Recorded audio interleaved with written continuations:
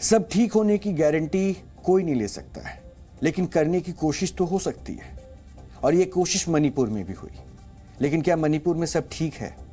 अभी तक तस्वीर ऐसे नजर नहीं आ रहे हैं। पूर्वोत्तर का हरा भरा खूबसूरत प्रदेश मणिपुर हिंसा और नफरत की आग में सुलग रहा है, और यह आग थमने का नाम नहीं ले रही है। बीती 3 मई से ही वहां मैतई और कुकी समुदाय आरक्षण के मुद्दे पर आमने सामने है, और कुकी समुदाय पहाड़ी क्षेत्रों में रहता है, जबकि मैतई समुदाय पहाड़ की तलहटी वाले क्षेत्र में बसा हुआ है। दोनों समुदाय के बीच अनुसूचित जनजाति में शामिल करने या ना करने को लेकर विवाद चल रहा है।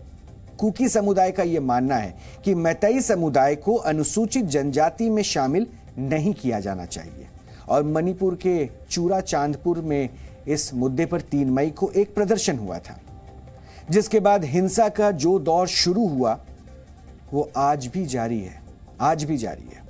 3 मई के बाद से अब तक राज्य में 100 से ज्यादा लोग मारे जा चुके हैं, जबकि 50,000 से ज्यादा लोग अपना घर छोड़ने को मजबूर हो चुके हैं। प्रदेश के ज्यादातर जिलों में कर्फ्यू लागू है, और हिंसा रोकने के लिए वहां सेना और असम राइफल्स के 10,000 से ज्यादा जवान तैनात किए गए हैं, जबकि सीआरपीएफ और बीएसएफ के भी 7,000 से ज्यादा सैनिक मणिपुर में तैनात हैं।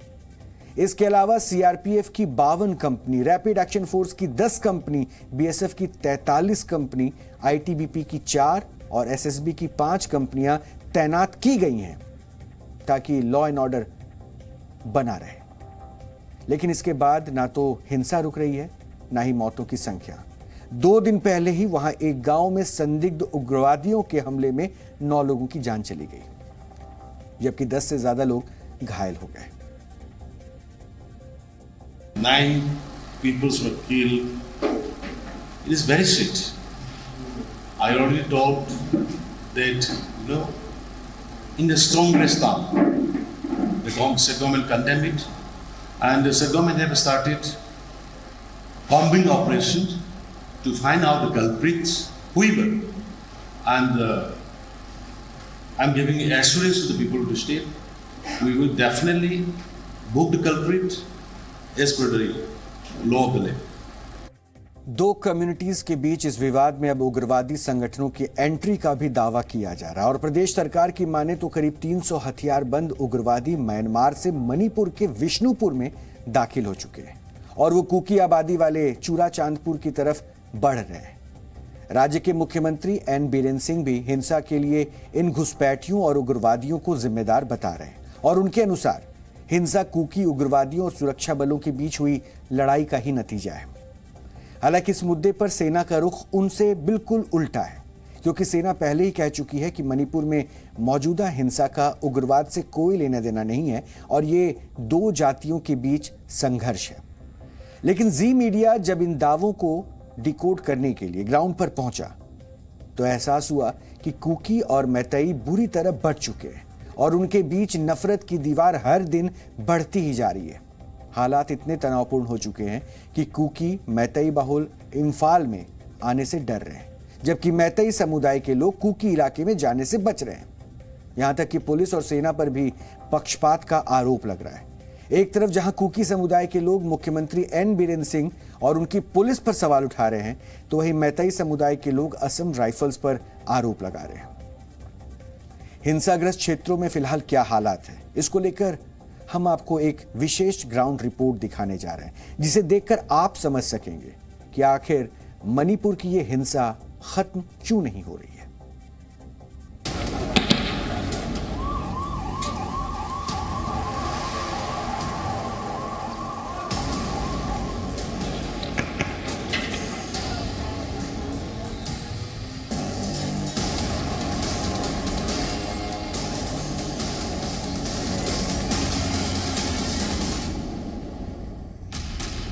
मलबे और राख के ढेर में तब्दील ये जगह कुछ घंटे पहले एक खूबसूरत सा घर हुआ करती थी, लेकिन अब यहां बर्बादी के सिवा कुछ भी बाकी नहीं। खंडर बन चुका ये मकान केंद्रीय राज्य मंत्री डॉक्टर राजकुमार रंजन का घर है, लेकिन दंगाइयों ने इसे भी नहीं छोड़ा। इनके घर में न सिर्फ आग लगाई गई, बल्कि आग बुझाने पहुंची फायर ब्रिगेड का रास्ता भी रोक दिया गया। जो स्थानीय कुछ लोगों से हम बात किए हैं जो कैमरे के सामने आने में आना नहीं चाहते हैं, उनका कहना है कि जब से ये सिचुएशन बना हुआ है, मणिपुर में ये जो हिंसा हो रही है, तब से यहाँ के आर के रंजन, क्योंकि यहाँ के सांसद है, वो अपने सांसदीय क्षेत्र में जो लोग रहते हैं उनके पक्ष में ना कोई बयान दिया, ना वो मणिपुर में आए। वो दिल्ली में अपने परिवार के साथ सुरक्षित है, इसीलिए उनका गुस्सा फूटा और इस तरह से फूटा कि उनका पूरा घर को आग के हवाले कर दिया गया है। मंत्री महोदय ने ख्वाब में भी नहीं सोचा होगा कि जिस जनता ने चुनकर उन्हें दिल्ली तक पहुंचाया, जिसके दम पर वो विदेश राज्य मंत्री बने, वही उनके आशियाने को आग के हवाले कर देगी। लेकिन अब जब उनका अपना मकान आग की चपेट में आया है, तो उन्हें मणिपुर की सरकार फेल नजर आ रही है।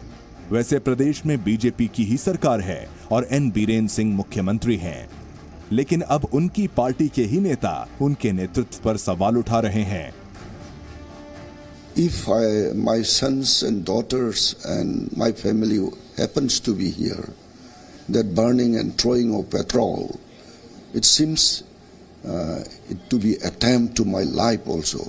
Third time it may be attempt, but this I would like to focus that the law and order condition in the state of Manipur is totally failure.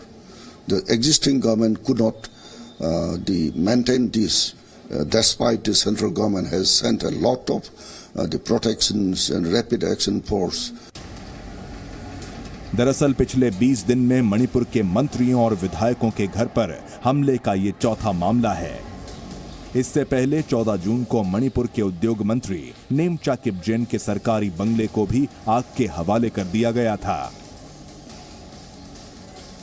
ये नेमचा किपजेन का घर है।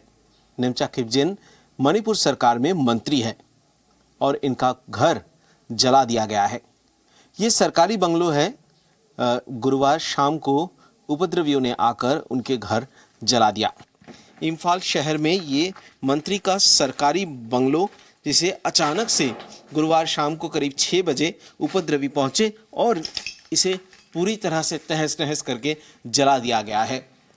गुरुवार सुबह कांगपोकपी और मणिपुर ईस्ट डिस्ट्रिक्ट के बीच में एक जगह है जहां पर गोलीबारी से 9 लोगों की जान गई है। जो बताया जा रहा है, जिन समुदाय के लोगों की जान गई है, उस समुदाय के लोग आकर मंत्री के घर में अटैक किए हैं। यहाँ पर उन्होंने आगजनी की घटना को अंजाम दिया है। हम आपको दिखा सकते हैं कि अभी भी कई सारे फाइल्स हैं जो अभी भी जल रहे हैं, धुआं निकल रहा है यहाँ से, क्योंकि ये जो मंत्री है ये दूसरे समुदाय से आते हैं, इसीलिए इन्हें भी टारगेट बनाया गया। ये दोनों घटनाएं हिंसा की आग में झुलसते मणिपुर की हालत बताने को काफी हैं। जब मंत्रियों और विधायकों के घर सुरक्षित नहीं हैं, तो आम जनता की जान की गारंटी भला कौन ले? शायद इसीलिए 3 मई को भड़की इस हिंसा में अब तक 100 से ज्यादा जानें जा चुकी हैं और ना जाने कितने घर फूंके जा चुके हैं। लेकिन 1.5 महीने का वक्त बीतने के बाद भी मणिपुर की मुस्कान कब लौटेगी, कोई नहीं जानता। इम्फाल शहर में फिर से हिंसा भड़क उठा है। इस वक्त हम एकदम इम्फाल शहर के बीचों बीच है और ये जो जगह है ये कोंगनुंग ममांग बोल के ये जगह है। आप देख सकते हैं कि यहाँ पर पुलिस की तैनाती हुई है और जो आर्म फोर्सेस है वो यहाँ पर जो मॉब है, जो उपद्रवी है, उनको पीछे खदेड़ने की कोशिश कर रहे हैं। लगातार यहाँ पर फायरिंग चल रहा है, आंसू गैस के गोले छोड़े जा रहे हैं, क्योंकि उपद्रवी फिर से इम्फाल शहर में हिंसा फैलाने की कोशिश कर रहा था। गृह मंत्री भी मणिपुर का दौरा कर चुके हैं और वहां भी दोनों समुदाय से मुलाकात करके ये स्थिति सुधारने की कोशिश हो चुकी है, लेकिन अभी भी मणिपुर में तनाव जस का तस देखने को मिल रहा है। जी न्यूज़।